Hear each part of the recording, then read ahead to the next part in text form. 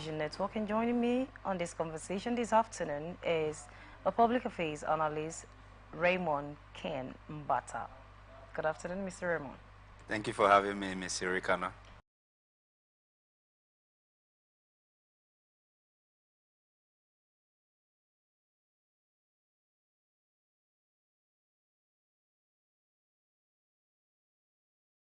Has warned that the inventory of the unsold good is rapidly increasing.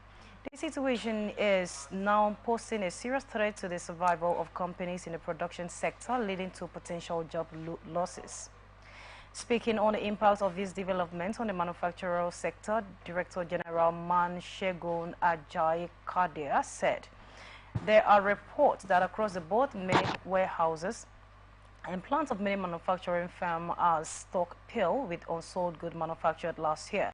The development is as a result of devastating effects of the exchange rate crisis, inflation, fake and substandard goods, smuggling, and other macroeconomic challenges. They had put many manufacturers in a great demand in the current year as they are applying brake on production by watching a nearly event in the country to know if there would be improvement in sales in order to create space for fresh production for the year. Ajayi Kadia note one that manufacturers may be forced to help making new products, leading to workforce downsizing since production lines are becoming inactive.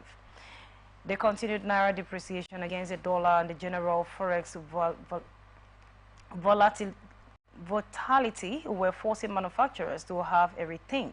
No genuine manufacturer will operate successfully and make profits under the current scenarios. Hereby, the naira has been falling sharply more than expected in the country, he stated. Given the absence of a local production and the recent liberalization of the commodity imports, the exchange rate will likely depreciate further by the estimated 35% in 2024 and contribute to the further sharp rise in inflation, peaking at 44% before monetary policy is eventually tightened sharply. Mr. Raymond, it's already spelled out here that the Manufacturers Association of Nigeria has warned that the inventory of unsold goods is rapidly increasing, and so that many warehouses and plants of many manufacturing firms are stockpiled with unsold goods manufactured last year. Of course, you can agree with me that the things that we bought at, let's say, a lesser amount last year is no longer the same. You can imagine something like a let's say goods. I had something in my house that I got at a rate of 55,000, but now is 100 and something thousand. And you can see because of that, people are no longer buying this thing, and they are complaining that these goods are stuck in the warehouses. People are thinking of how to eat and no longer how to buy some of these things. So don't you think it's a serious issue in Nigeria that they spend money to produce, but there are no buyers because of how expensive things are, how prices of commodities are skyrocketing? I see the present inflation rate affecting even the manufacturing industry, and it's a very sad story, because actually it's supposed to be that the more production happens, the more production is carried out in Nigeria here in-house, the more the inflation is going to be even reduced. But I think these were pre-inflation production. They were all produced even before we started having this, the effects of the inflation on our economy. So being able for the manufacturers, is very difficult for them to review their prices to be able to sell off these goods, because they manufactured at so and so rates, at so and so cost. So they cannot sell below the cost of manufacturing, below the cost of production. And they are now faced with a situation where the inflation has now caused the populace to have limited purchasing power. So, and the dollar is still gearing higher against the naira. The naira devaluation is hitting hard. So, you have a situation where people are looking for necessities first of all before going into other things to fulfill their immediate primal needs. So it's a very sorry state because the production lines are no longer producing because they cannot, they don't know where they are going to sell these things they are producing. And at the same time, the government cannot step in to kind of subsidize. Oh, okay, if you are doing tissue paper for 100 naira and Nigerians can't afford tissue paper for 100 naira, that means let us pay 50 naira to you, then let the country be able to access your tissue paper for 50 naira. But you know,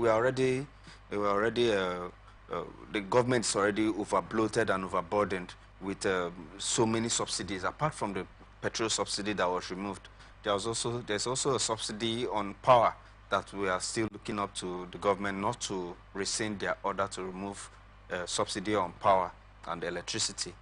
Then not to talk of to attend to the Manufacturers Association of Nigeria by giving them subsidies so that the general populace can... Is this really just all about government? Because they said here that the development is as a result of devastating effects of the exchange rate crisis, inflation, fake and substandard goods. And then you remember that there was a time that NAFDAC, EFCC, I mean to say, they got to somewhere in Adasabia State. And then they found a warehouse where they did substandard things, fake goods and all of those. So don't you think that this is another thing that is posting challenges to some of these macro economies, because people are producing fake goods, right? So even if you have money to purchase some of these things, you are not even certain whether you are buying original or fake. And as this development is coming up in order to be able to cater for this, you think it's going to work out? No, definitely. Those that are producing fake goods will have themselves to blame because there's no how assistance can come for those that have bulk goods that are mostly substandard. Why I was even calling about the government, it's not because the government has to do everything, but there are some particular situations that only the government can really step in to salvage. So because if the government wants to help a manufacturer, okay, let's say for the tissue paper, and the person is producing substandard tissue papers, the government cannot subsidize for substandard tissue papers. Government has to subsidize for a very, very quality product. And right now, the government doesn't have that as a focus of let us see what we can do to help the manufacturers. And again, they are also saying that the government should remove the price of verification portal because it's causing companies to shut down and they are not able to import those raw materials anymore. Of course, you know that there are so many things that are still being imported into Nigeria, and because of the price verification portal that the government has been posted, they are finding it difficult. So if they know about this and they are very much aware that this is one of the things that is making companies to shut down, which is actually putting so many persons, thousands, out of job, rendering them jobless, why is the government not doing anything about it?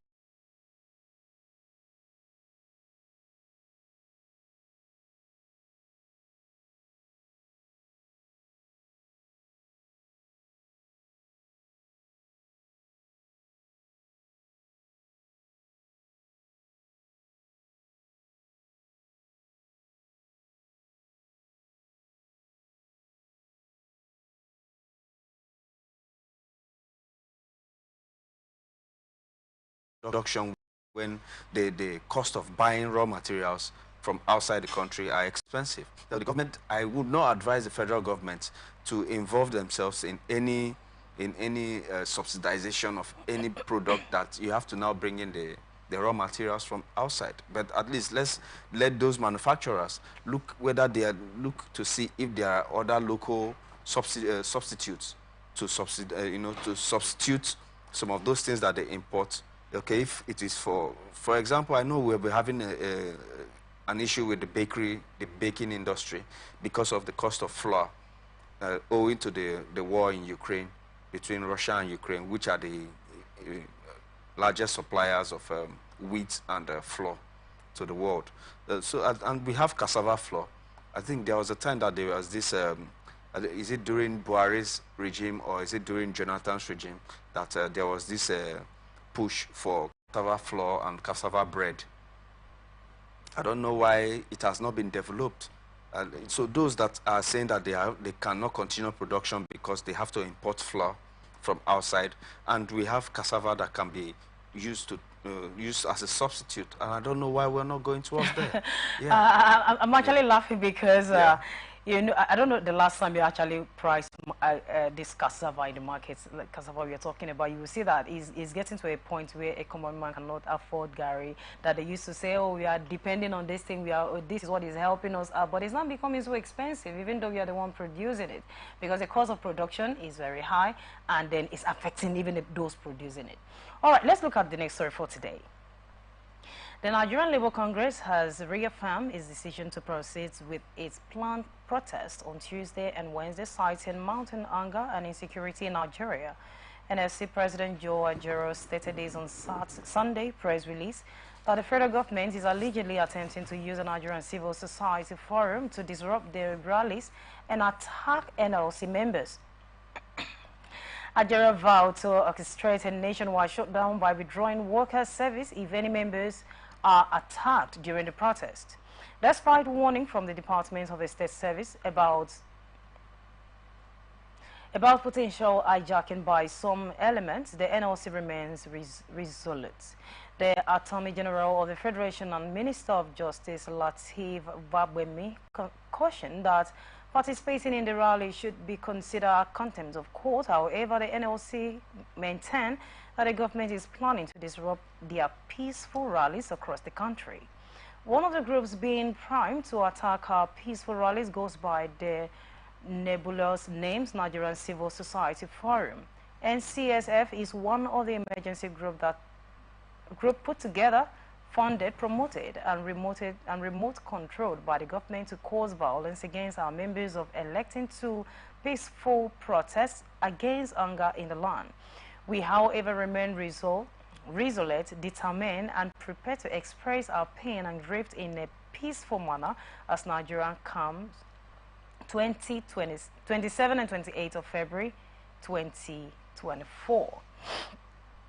Now, Mr. Raymond, of course, you can see it here that about 65 civil society organizations have pulled out of this protest.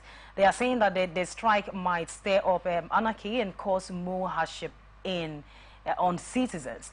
But Ajero says civil society organizations do not understand the depth of economic challenges facing the ordinary citizen, especially the workers. And he's saying that they will definitely embark on this protest. And I'm wondering, because they have been protesting, but so far, there has not been any, let's say, a positive result, as per se. But they still want to protest on this, go on the protest. What is your take on that? It's actually the right of the NLC to go on protest. But be that as it may, it has to still follow due process. Yes, the due process that has to be followed is to enable the security agencies to make sure that it is not hijacked by unseeming characters, and also the sentiments and emotions attached with the present hardship that the country is passing through economically and otherwise.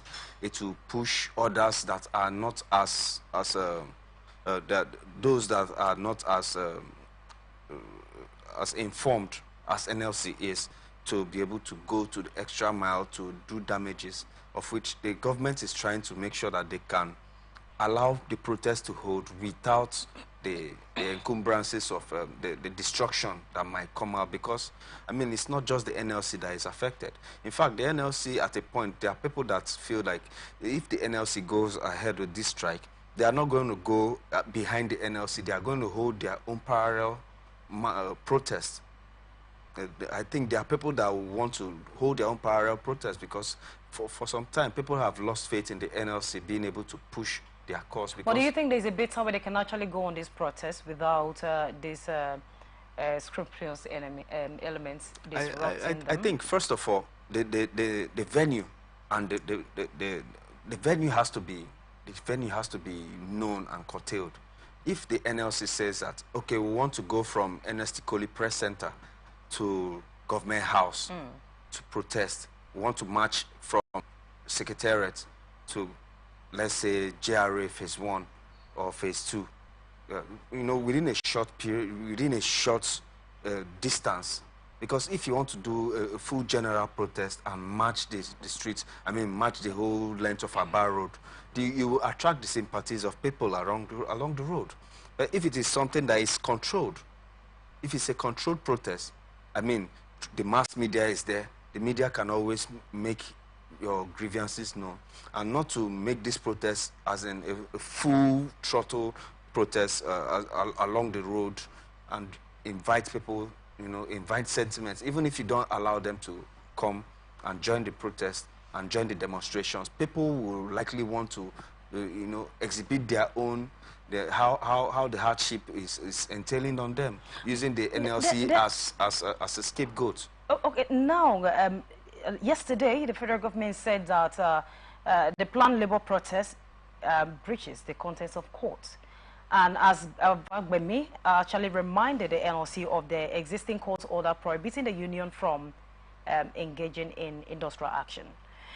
Is it that the NLC, they have been breaching the contents of court all the while because they have been going on protest, right? This is not the first time. Last year, they went on protest. And they are ready to go on protest again. And of course, Nigerians are really going through hell, all right? So is it now against the law to go out there to call the attention of the government? Because it seems the only language the government understands is protest. So if they have decided to embark on a protest, to let them know, on a peaceful protest, to let the governments know that this is what we are going through. We are suffering in Nigeria. This is what we want you to do for us. Alleviate this hardship that we are suffering. Why haven't, Fagbemi is saying it's, and the federal government, why are they saying they're breaching the contempt of court? In as much as it is within the powers of the NLC, within the Constitution of Federal Republic of Nigeria, to embark on demonstrations and protests, it is still within the powers, too, of the administration, being the executive arm of government, to also see as much as possible how they can stop the protest from occurring, because it's an embarrassment to the administrative prowess. It's an embarrassment to the federal government. Did you call it an embarrassment? Yes, I mean, the federal government will see it as an embarrassment to themselves if they allow the protest go on. So the hardship Nigerians are going through is not an embarrassment to the government? No, I'm not saying it is not.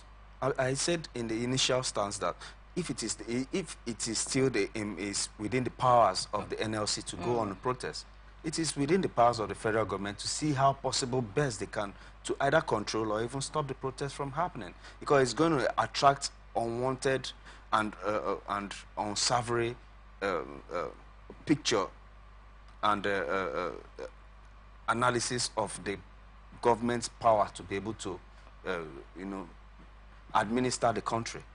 Take it for example. Put yourselves in the government's shoes. You are Minister of Women Affairs, and the president calls you up. Tomorrow, these people want to march. What can you do for me to make sure that this protest doesn't go ahead? You're going to try your best. Whether you still know that the country is in pain, but in as much as possible, you don't want it to go the full length. It's because the government themselves see it as, we wish we could do something better. We wish there is something, because right now, the economic challenges the country is facing, it's not a quick fix.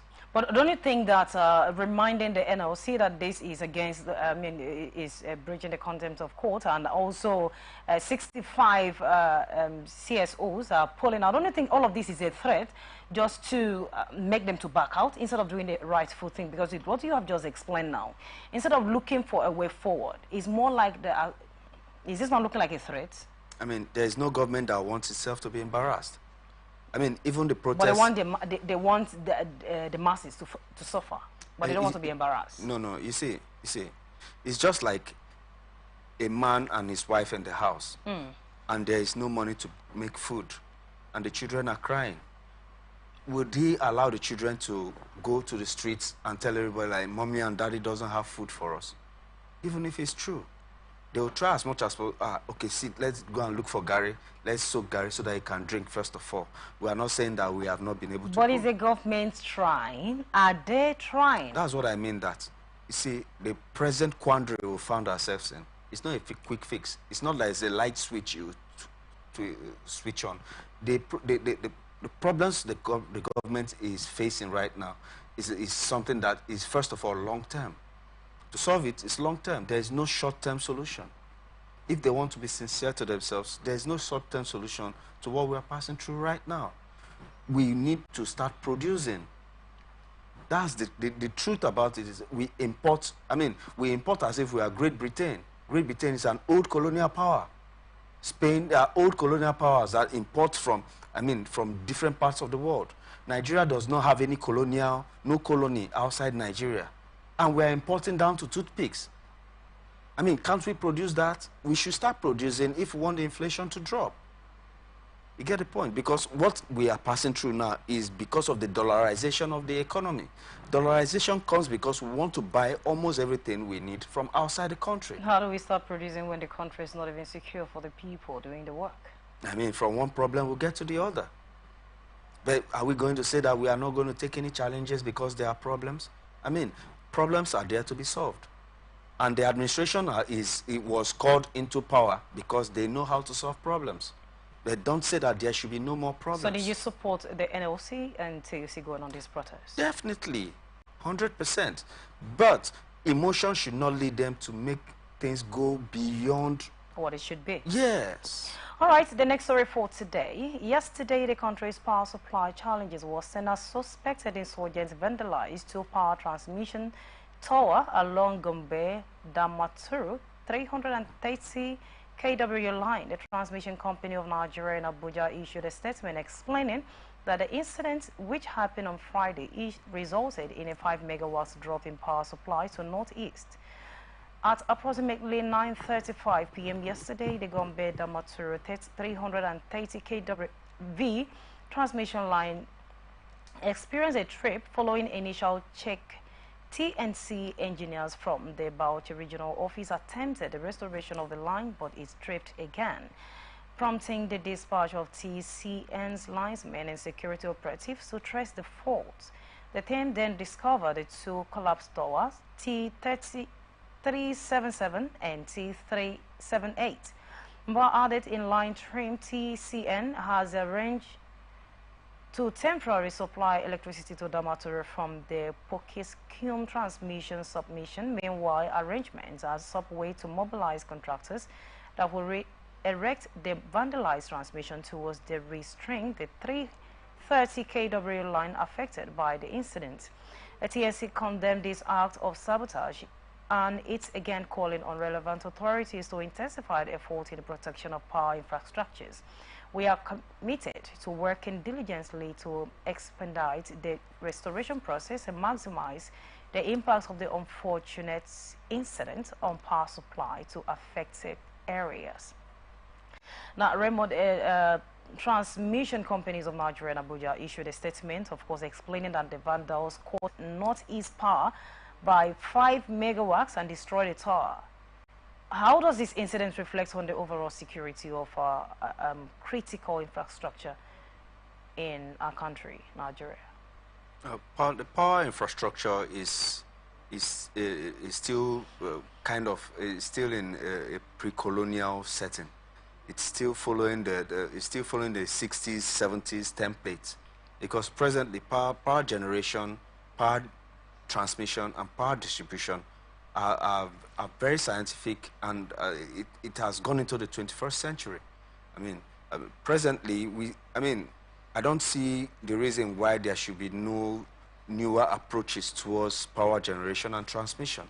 We are still using antiquated and archaic means of generating and transmitting. But with all of these, how can we possibly become a producing company? A country? That's the nucleus of production, power. So how do we go about it? We can go about it by starting afresh. Now, look at it. I know we are blaming the governments for almost everything. We have the governments trying to fix things. And then we have people destroying things. This happened because unknown individuals went there to destroy it, right? Yeah. So how can they? Are we the one doing ourselves, or the whole issue let is me help about you. the Let me government help you with that. Let me help you with that. Please help First me. of all, the towers and passe, I mean, we are very visible without any security presence, securing those places, knowing that it is very vital for power generation or for power transmission. And there was no security attached to these amenities, and it was left to the wind. And some touts and some vandals come and destroy it. Maybe they want to get some scrap metal, because it's scrap metals they're looking for. And these are things, these are structures and amenities that are needed for the smooth running of the country. And there is no security, I mean, no NSCDC staff looking after this. And the people destroying this thing are Nigerians. But they don't know what they are doing. Because how will you tell me they don't know what they're doing? I'm coming to that.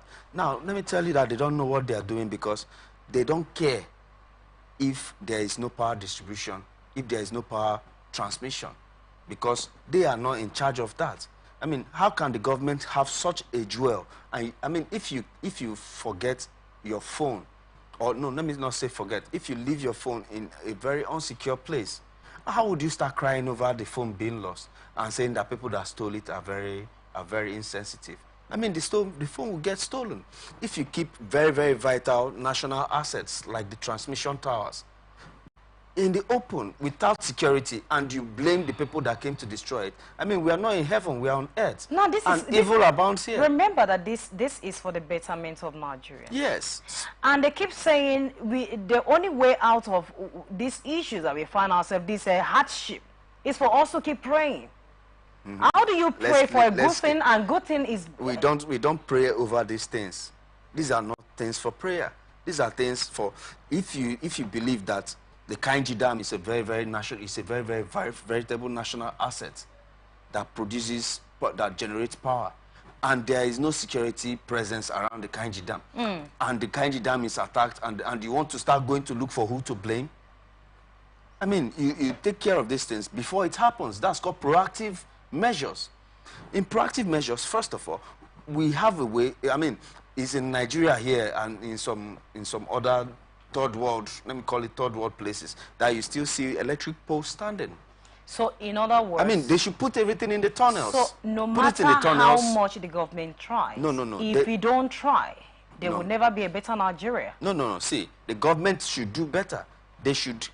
the power utilities, I mean, right now, the telecommunication industry are burying wires in the ground, deep in the ground. And before someone will have access to that, I mean, they have been caught. At least, what is the government doing about hiding, or, I mean, as in put a very big tunnel under the ground and pass these whole wires and this whole infrastructure under there? If they can't start doing that now, there should be the NSCDC officials, just as they look after the oil pipelines, they should look after all the power lines. All right, let's look at the last story for today. It's so good.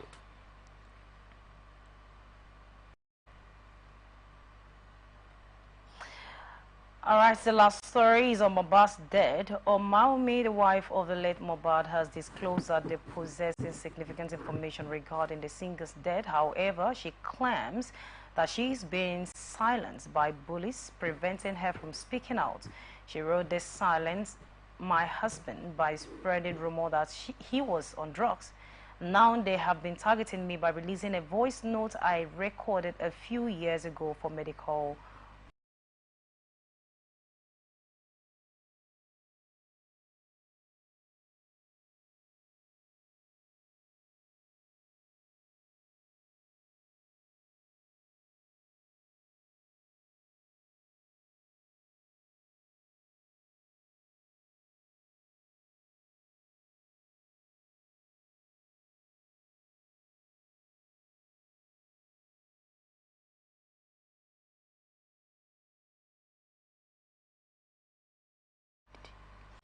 But the wife is saying that that is a different story altogether.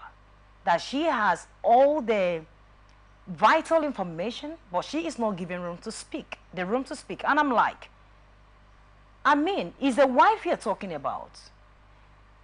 Why not go to the police and give a statement? But do you think this would definitely work after they have come up with the results? Because the police has already given a statement. So what's the tendency that they will listen to her? And why didn't she, I mean... You're there. You're there. You're there already. You got the answer already. No, I've not gotten the answer. Yeah, but you're near it. But no, I'm not here to give answer. I'm with you. Why are they not giving her room to speak? The police launched an investigation into Mohbad's death.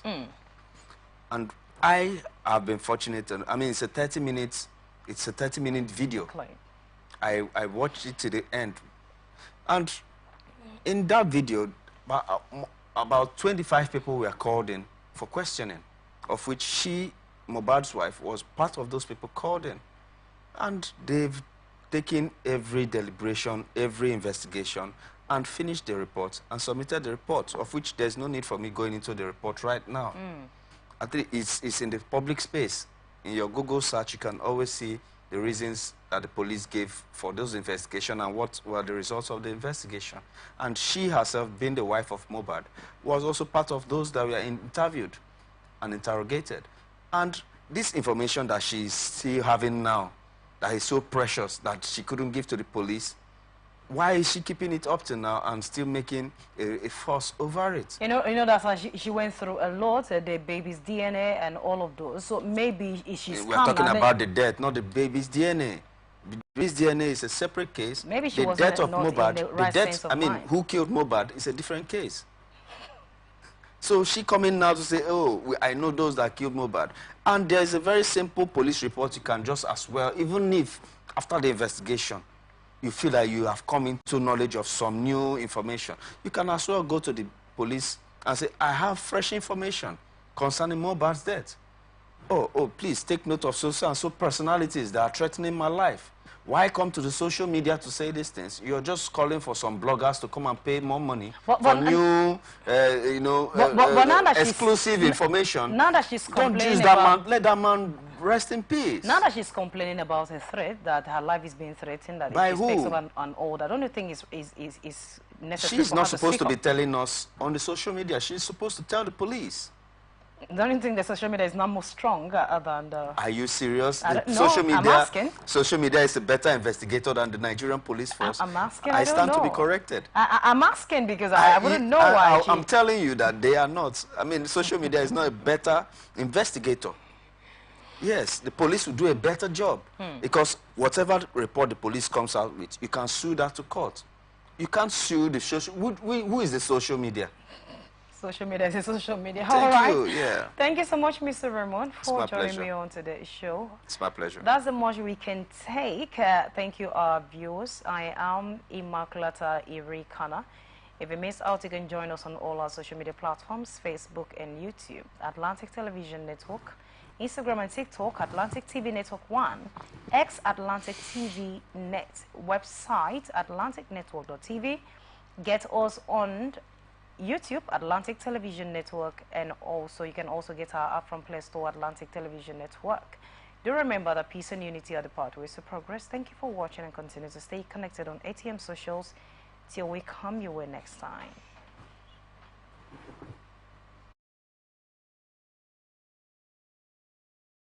From the line across the ocean to the land beyond the mountains, through the Sahara, we bring on-spot news, live analysis, expert discussions on trending stories in politics, business, socio-economy, sports, and documentaries. So catch all the updates on the happenings around the globe. Stay focused on the fact today, only on ATM.